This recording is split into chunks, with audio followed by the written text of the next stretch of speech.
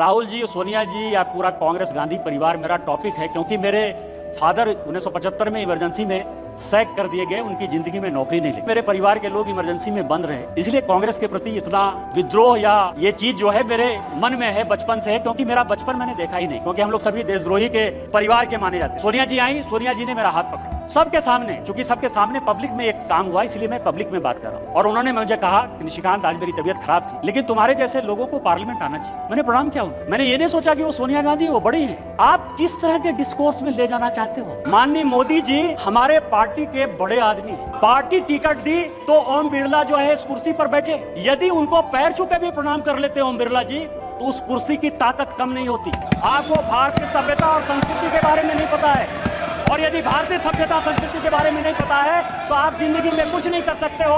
आज आप 98 में हो, अगले चुनाव में आपको जो है लीडर ऑफ द अपोजिशन का भी